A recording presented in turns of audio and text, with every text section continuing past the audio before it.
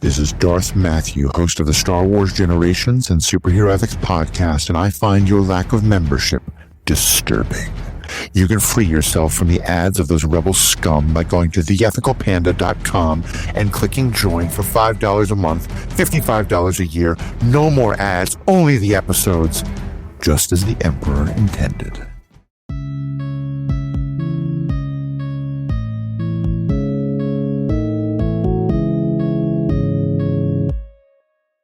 Are you going to actually try? Or are you just going to do something, whatever, not even kind of the intro? I'm going to try to remember the intro. I've been away. No, I know you've been away. So yeah, I'd be happy for you to try the intro. But Hello and welcome everyone to this edition of Star Wars Generations podcasts.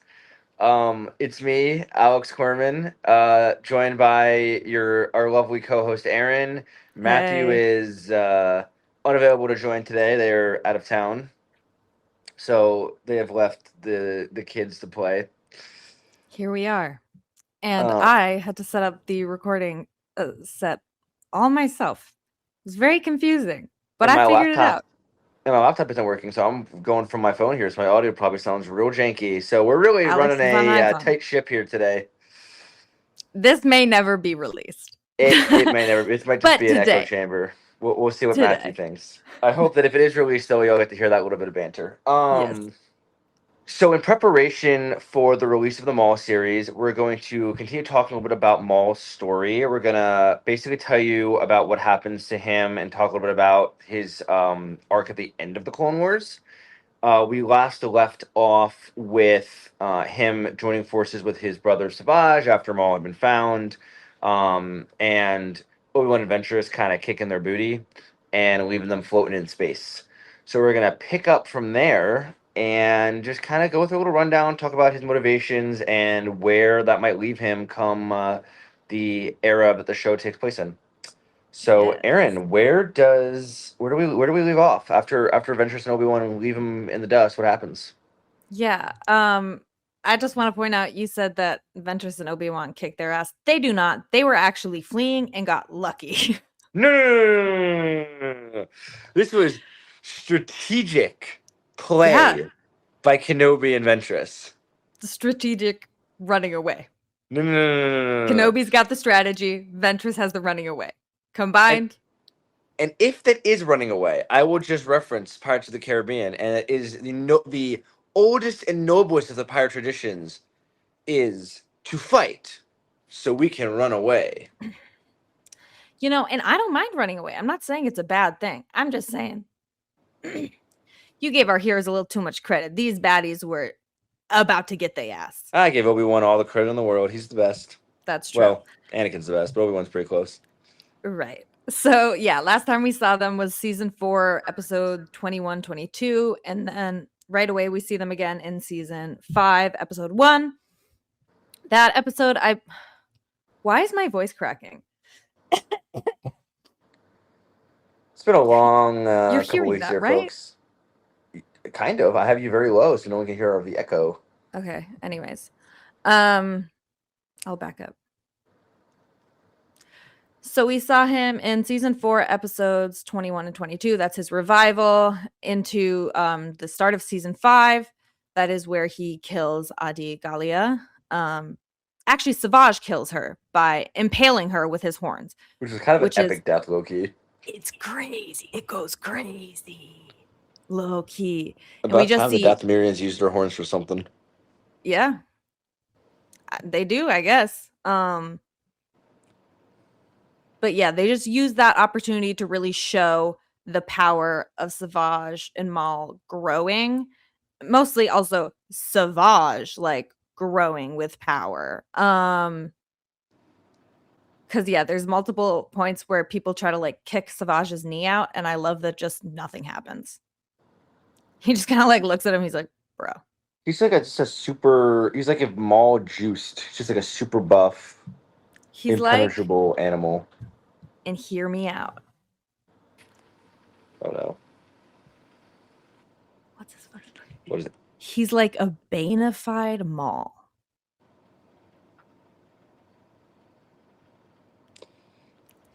I'm kind of right. Yeah.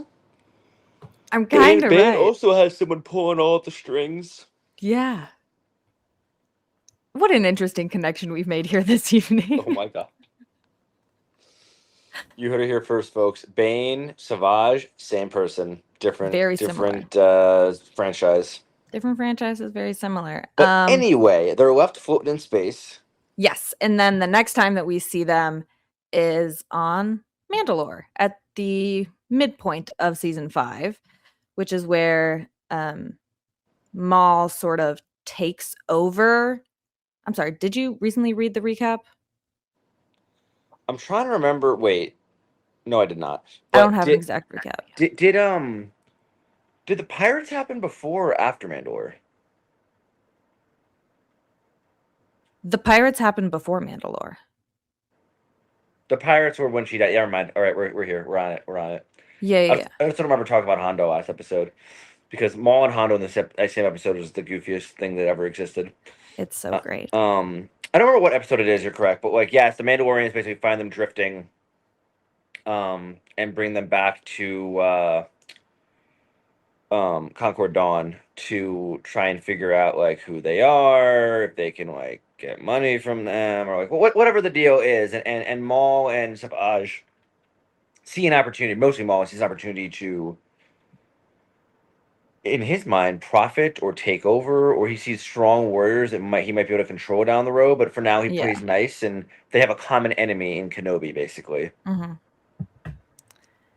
So then they try to take over Mandalore, right? They capture the capital and Satine. Hold on, let's back up just a smidge here, though. Okay. When they're then first stop pausing.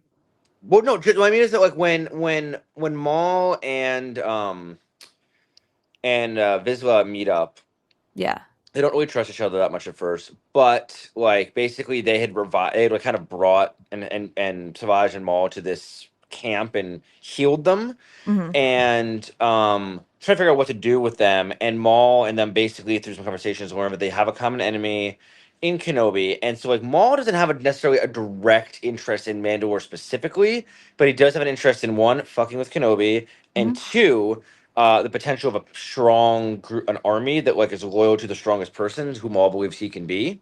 And I don't think at any point does Vizsla actually trust them, but it's like we can use these Sith warriors to lure Kenobi in and to help kill Kenobi. So like they're in their minds, they're both kind of using the other one. And it's like a battle of wits of who is going to actually win this. But may I also mention, like, for Pre-Vizsla, his goal is to take over Mandalore and to get rid of Satine. And Kenobi is the afterthought. But for Maul, this whole program, this whole situation is for Kenobi. Well, I think and it's Mandalore for Kenobi, and Satine is an afterthought. with a secondary goal in his mind at the time of like beginning to build this criminal empire of sorts, and he feels like Mandalorian soldiers might be helpful for that. And he can like use their pride and their faith in their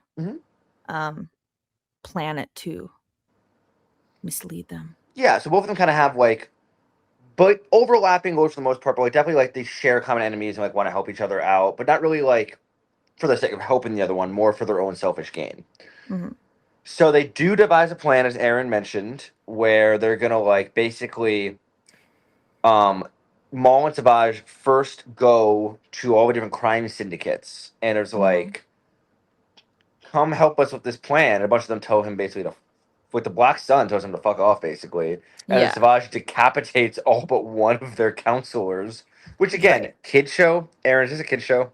Yes, it is. I mean, you weren't here last week, but we literally talked about slavery and suicide. Kids show, everybody. Kids show. Kids show.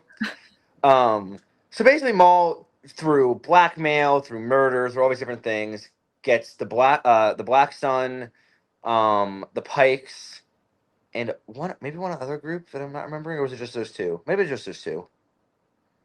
Can't remember off the top of my head. Crime syndicates to join in, and so he basically the plan that Pre-Vizsla and Maul come up with is like, we're gonna have the crime families stage an attack on Mandalore. Everything's gonna seem crazy and horrible, and the Satine, Duchess Satine, is a pacifist, so she won't fight back. and then the warriors of Conquered Dawn, the warriors of Mandalore, will come in, swoop down, and quote unquote defeat these criminal invaders. Mm-hmm. Seen as the saviors, and then they'll have the people behind them, which is essential to any takeover. Yeah. And so that goes off without a hitch, basically. Mm-hmm. And then once Satine's been deposed, and um, she's basically allowed to like kind of run away, escape and run away to a certain degree, so she can call Kenobi for help before she is captured. Again, Yeah. all part of Maul's plan to like get Kenobi to come over. And doesn't like Kenobi kind of defy the orders to go there anyway, like the Jedi Council? Yeah, because they're like, Kenobi, this is personal. And like he's calling you out. Like, this is not necessary. And he's like, Daddy, I love him. Like, that's what Kenobi is in his head. Yoda, I love her. Like, And so this to me, like, we're gonna look at this through the lens of Maul. It feels like at this point, like the beginning, we actually get to see Maul's plan really come into fruition. His long-term goals here, because like his short-term goal is indeed kill Kenobi. First, make Kenobi's life miserable, then kill Kenobi. Yeah. But then we're also seeing like kind of the longer game of like, okay, he's starting to build up ties in the criminal empire world. He's starting to connect with the Pikes and the Black Sun, and after Kenobi's called in, Maul is indeed betrayed, but we all expected that. Yeah. And what happens, Erin? Are we to the big bad part? Well, between Maul and Pre Vizsla, yeah. First that. Oh, we're at that. No, you go ahead. Okay, Erin wants to talk about the really bad part. That's what I'm focused on today. So the last bit here is that Maul, after like Pre Vizsla's like, we don't need you anymore. Basically, Maul and Savage are thrown in prison, and they meet the disgraced former prime minister who was last caught drugging children, and being corrupted and embezzling money, all that fun stuff. And basically, he's like, "Oh, you can be my figurehead puppet. Great. Last box checked." Him and Savage break out. They pull up back to the palace, and Maul challenges Pre Vizsla to one-on-one unarmed combat, or not unarmed combat, just one-on-one combat, and they fight darksaber versus lightsaber, and Maul wins and kills Pre Vizsla right then and there. Right. And that is when the first split in the Death Watch happened. So some Death Watch immediately were like, we're loyal to you, Maul. And then some go off with Satine's sister, the incredible I'm blanking. Bo-Katan Kryze. Bo-Katan, thank you. Which is important later. And so Maul now is, because he won this battle, the ruler of Mandalore, as far as the people are concerned, or as far as the Mandalorians are concerned, and the ruler of Death Watch. And so now he's just gonna wait for Kenobi to show up, and Kenobi does show up. And what happens, Erin? Well, Kenobi's like, I'll fight you. And Maul's like, I have your bitch, so tread lightly. And Kenobi's like, no, Satine. And I'm really dumbing it down because otherwise I'll get sad about it. But yeah, basically he's force choking her. Kenobi's, I don't remember the dialogue, but it's really sad. And then Maul basically tells her like he would have left the Jedi Order had she asked, and like they expressed love for one another basically without directly saying it. And Maul then impales her on the darksaber. Alex, when I told you at the top of this episode, I love you. When I told you at the top of this episode how I hadn't watched it and I didn't remember it, and you keep throwing it to me like I'll know. Going. I don't want to keep talking by myself though. I'll keep going. I'll keep going. Maul basically then decides, instead of killing Obi-Wan then and there, he's going to murder Satine in front of him. So he impales Satine on the darksaber, drops her body, lets Obi-Wan run up to her and like hold her as she dies in his arms. There's just really emotional, and Maul just savors this sitting in the throne, and then has Kenobi thrown in prison where he plans to just have him rotting for the rest of his life. Kenobi does eventually escape. And we're not gonna get too deep into that, but Maul has now full control of Mandalore. He's killed Satine. Obi-Wan has escaped, but is devastated. And the next thing we see is Palpatine, who has heard what has happened. Obviously, he's the Chancellor. He's been in contact with the Jedi. He hears that Maul is taking over Mandalore, and he puts on his evil Emperor robes, Sith Lord robes, and goes by himself, personally, to Mandalore, and confronts Maul. And Maul is sitting there with Savage. He's like, I sense a presence I haven't felt since Master. And then Palpatine just fucking pulls up and just wrecks two Mandalorians with the flick of a freaking hand. And he is basically like, you've survived your injuries. That's impressive. Too bad you've become a rival. And then basically throws Savage and Maul out this window, and Savage and Maul have to try and fight Palpatine, who dual wields lightsabers in an epic battle between the two of them, and successfully murders Savage. So Savage disappears into dust in front of Maul, and then Palpatine basically holds him at lightsaber point and is like, "I have plans for you." And that's where we leave off until season 7, which came much later. Yes.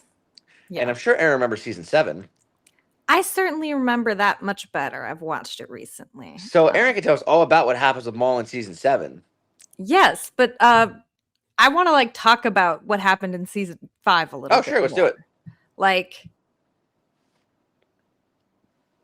First of all, Almec, Prime Minister Almec, coming back from the shadows.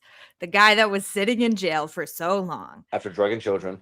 After drugging literal children. And he comes back and he becomes the puppet ruler for Maul. And so that's something we see later on in the series, but it's just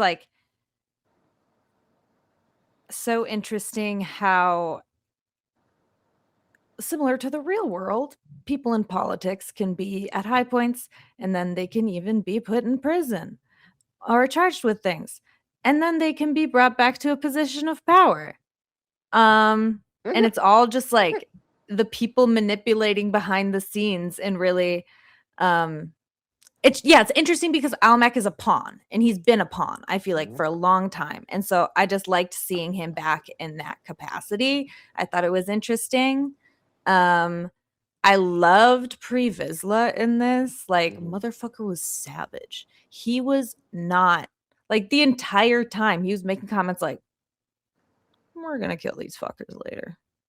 And he really thought he could do it too. He expected to be able to kill Maul, who was bro, these idiots have nothing on me. Maul's this is easy mode. What do you mean? Yeah. But really, what do we think about moving on to Satine and Obi-Wan? What importance does her death play in his character from here on out? Well, in Maul's character, we're talking about Maul. I'm talking about Obi-Wan. We're talking about Maul, and we're not talking about the episodes. We're just talking about Maul, aren't we? Isn't this whole episode supposed to be about Maul? Have we lost the plot? No, I fear we've had a grave miscommunication. Oh. When I said I wanted to cover the episodes about Maul, I meant I want to analyze them the way we do a normal episode, but just a little bit shorter. I see. And cover the appearances of Maul. And you thought I meant, let's only talk about where Maul appears and nothing else. Which is fine. But now I see why we've been fighting for the last 20 minutes. I would have been gassing Obi-Wan up more. Okay, well, Obi-Wan is devastated. I feel Erin's like looking we at need me to like start an over idiot. or something. What? I said I feel like we need to start over or something. No, we got it. We're on it. We got it. We're gonna reel it in. To answer your question, I would say that Obi-Wan's character was drastically changed by this. I think that he understands Anakin a little bit more after this, honestly, because he understands he was kind of hiding from his feelings of love, and then really got to face them and face this immense loss. It continues to cement this tragic character arc that Obi-Wan has his entire freaking life. Of, we already knew before this episode was ever released to the world that he lost his master. He lost Anakin, his brother, and his student. He lost all the Jedi that he was friends with in the temple. He lost, he died to Anakin one day. It's just this man just loses left and right. And then Lucas decides we're going to give him a love interest and kill her off by Maul, who everyone thought he killed as a fucking teenager. Come on. In front of his eyes, mind you. And let him hold her as she dies. Oh, yeah. Yeah, Maul is on some demon shit for that. Like, I don't know what kind of CIA research Maul was doing to find out that Satine and Obi-Wan, like, had some contact, and what little spies he sent out to learn that this was a thing so he could fucking destroy Obi-Wan. Like, Maul is more obsessed than ever. I mean, we even see, like, going into Rebels, like, he keeps the Darksaber in front of a shrine of, like, a painting of Satine that was hanging in the royal palace that he, like, scratched the eyes out of. Like, his hatred for Obi-Wan spread to Satine, and, like, he was very proud of killing her. And it's just, like, this deepens the I think that, like, before this, it was a bit one-sided of, like, you know, Obi-Wan had bested Maul so many times. Like, he never really got one up on Obi-Wan at any point, besides, you know, obviously killing Qui-Gon. But, like, in his mind, Obi-Wan had settled that by killing him, and then he was alive again. And so now Maul is back, and he's now killed Obi-Wan's master and the love of his life. If Obi-Wan had, like, an actual, like, nemesis now, it might be Maul. Like, Maul was just a thorn. Now he's like a gaping wound. Yeah. Now he's made himself more of a, like, he's put himself into Kenobi's memory, into his brain. When before that, Kenobi had not a single thought or fuck to give about Maul. Nah, I cared about Grievous, and that was it. Even then, I think Grievous was more obsessed with Obi-Wan than Obi-Wan was with Grievous, but yeah, everyone's obsessed with Obi-Wan. Well, yeah, he's just a popular guy. Obi-Wan just wants to collect samples of brain-eating worms and study them in his little lab. Yeah, as exactly. A deep cut. Sorry. I know exactly what you're talking about. It just caught me off guard. I think something that's so interesting because it's only like 2 or 3 episodes, right? That covers like Maul on Mandalore and the whole crime lord thing, but in a matter of like what we are to assume weeks, if not a few months, Maul becomes like basically the head of the crime syndicates. He gets the most dangerous warriors known, just lore-wise. The Mandalorians are some of the most dangerous warriors who known for killing Jedi. Yeah. He got them on his side. And then he fucking takes over a planet and kills his lover's lover. Who also happens to be the leader of that planet. Like, he is on such a high right now. And I'm glad that you brought up the scene at the end because I'd kind of forgotten that's where that scene fit. I knew about the scene. Yeah. But yeah, Maul is on this absolute high. He's like, basically, I own the world for the first time ever because Maul's always been beat down. He's always been. Yeah, he's like, I won. Yeah, like he's been grasping for power or some sense of control this entire time. And now he has that shit. And then immediately just gets bitch slapped. Within like a day, not even. Like, yeah. For 1 second, Maul had a brother / apprentice. He had absolute power. He had everything. Everything. And then Palpatine came and said, reality check, motherfucker. I am the only one who can rule everything. Yeah, he got his shit fried. But, like, Palpatine leaves him alive. In my belief, he leaves him alive to, like, continue to stir up the crime families and cause more chaos in the galaxy. For 2 reasons. One, I think that Palpatine's like, if you do this and then I need to quash you later, it will show that I'm strong and restore order and the Jedi are failing. Also, it would divide the Jedi's attention. And it will erode further trust in the Jedi if the crime lords are going crazy. If the crime families are just doing whatever they want, normally the Jedi would keep them in check, but they're fighting a war. So people will be like, well, why aren't the Jedi doing what they're supposed to be doing and actually, like, you know, taking care of peace on the planets? Instead, they're acting as generals. And it just further goes into his plan. So he uses Maul as a pawn by allowing him to run free and rule these crime families in order to sow chaos so his evil little empire can take off. Yeah, for sure. But seeing Savage die was pretty sad. It was sad. And In I've the, been on record, yeah, I don't remember if you were there, but he is one of my favorite characters from the Clone Wars. I I think remember. he's a Yeah. very interesting character. And very tragic, really. Even like Mhm. this end, it's so horrible. It's so sad. He, as the original Savage we got to know, he was kind, he was powerful, he was protective of the people he loved. He had a brother. He had a brother, yeah, and he risked his life to save his brother and just wanted to keep his brother safe. And then was turned into a monster that killed that brother without a second thought. And then has just been abused and misused And and shot abandoned by and lightning abused and and had abandoned, his leg broken and arm cut off and paled, arm cut off. Yep.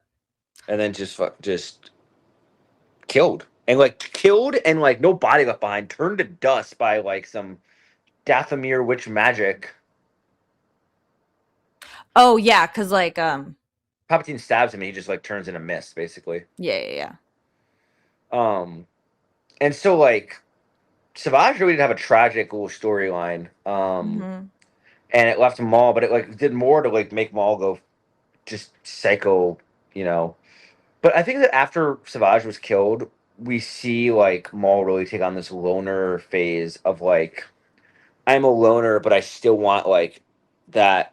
I still want an apprentice, and we see that with his attempts to turn Ahsoka, with his attempts to turn Ezra, left and right. He's like, "Be my apprentice, be my apprentice, be my apprentice," Mm-hmm. and he Join actually me. gets an apprentice in the upcoming Maul show. And I'm really excited to see that and see Yeah. how like his loss of Savage. The last time we saw him train anyone was Savage, and Yeah. so like how did he learn from that, and how does he grow into training this next Sith apprentice? Mm-hmm. Sorry, I was echoing, so I started just like not talking. But I think it's better now. Do you have thoughts?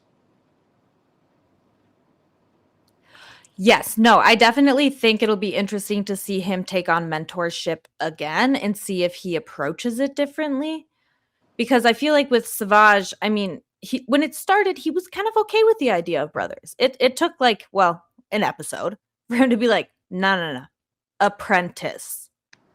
And so it'll be interesting going at this where it is someone with a much larger age gap. Like this is a Padawan to Jedi Knight ratio, basically, from what I can tell. From the trailer for Maul Shadow Lord. It'll be interesting how he approaches that and it being like a woman rather than a beast.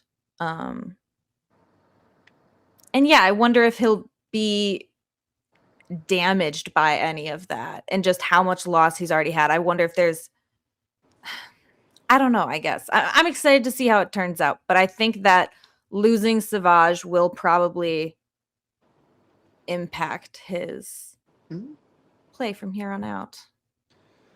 I agree, and I think that I don't know. I think that like these episodes are really essential to seeing where he's going in general, Mhm. and it really also like it dictates a lot about Obi-Wan's story, a lot about Bo-Katan's story, a lot about Maul's story, like a lot of the current content we are getting, whether it be the Kenobi series that came out a few years ago, Mandalorian with Bo-Katan coming back, the dark saber lore, um, just Mandalore in general, Maul, like, all of these storylines, a lot of them have a very large like emotional and lore backing riding from these few episodes.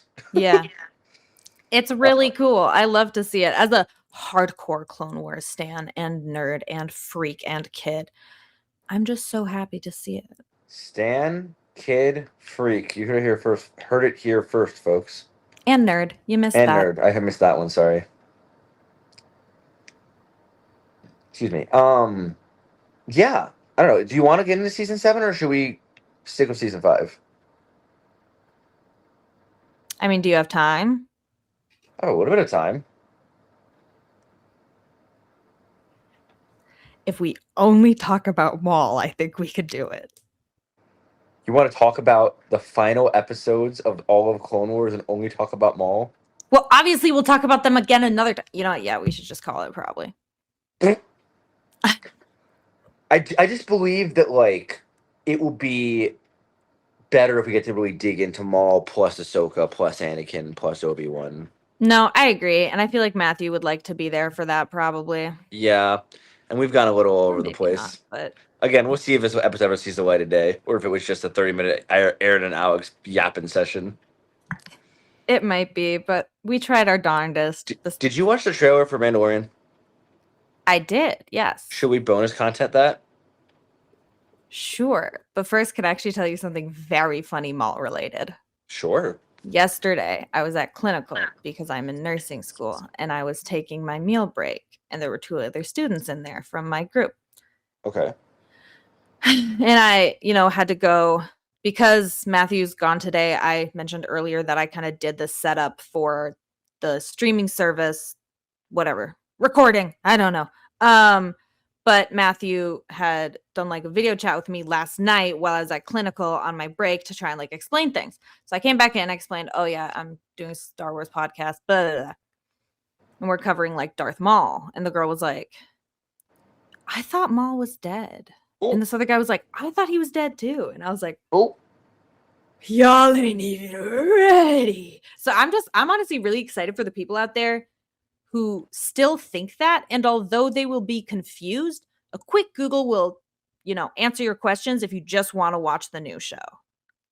But you should rewatch the Clone Wars.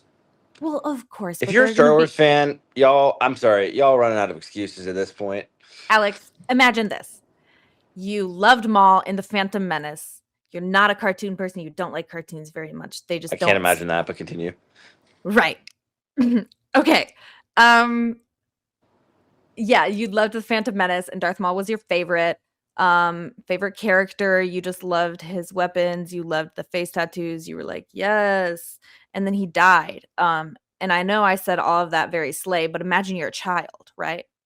And then your parents don't let you watch the Clone Wars. You watch all that when you're a child. You're like, he's the coolest. He's so cool. And then he dies, and your parents don't let you watch the Clone Wars, and you grow up and you kind of fall out of being in love with Star Wars. And at some point you see a trailer while you're watching TV, and it's for a new show about Maul, and you go, I thought he was fucking dead. If you fit this description, you have won a lottery. Yes, there's just a Star Wars awakening. Like I'm excited for those people. That's all I'm trying to say. Would I'm you excited. say that The Force Awakened?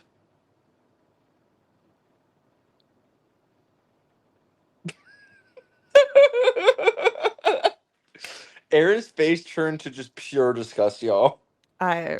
Yes, I hope the Force is awakened within them. But yeah, I get what you're saying, and it's gonna be very exciting for everyone. It's very exciting for me, who's known Maul is alive this whole time. Yeah, me too. Okay. But thank you for listening, y'all. I'm sorry. Well, honestly, I'm not really sorry. When you get an Aaron and Alex episode, it's always just chaotic. So y'all know what you're getting into at this point. I think this is much worse this time, but no, yeah. it was arguably horrible, but it was very fun to record on anyway. So we're gonna have a little bonus content for y'all. For members, stick around, and we're gonna discuss the official trailer that just dropped a few days ago for what? Don't tell them what the bonus is. That's the secret part. No, it's not. We tell them what the bonus is, and that encourages people to watch the show or to subscribe. Okay, my bad. Run it back then.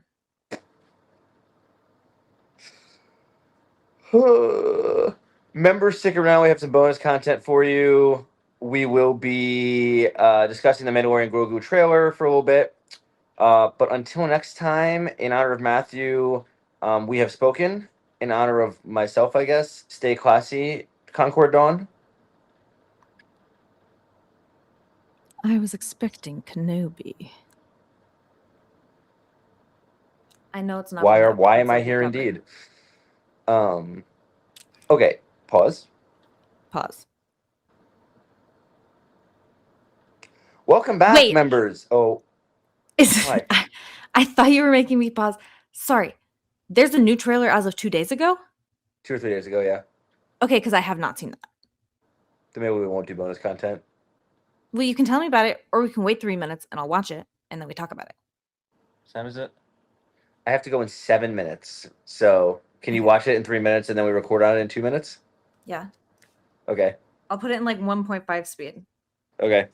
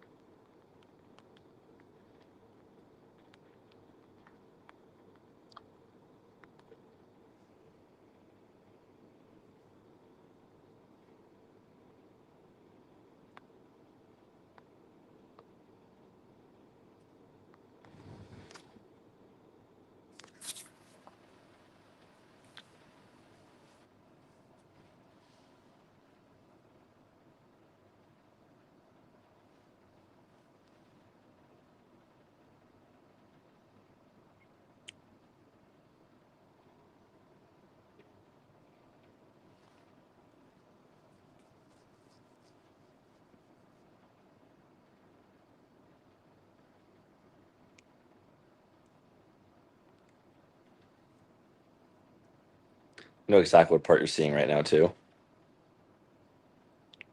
Yeah.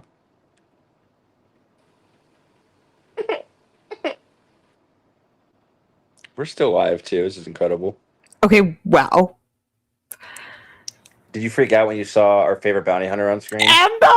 Holy shit! Okay, let's calm down. Hold on.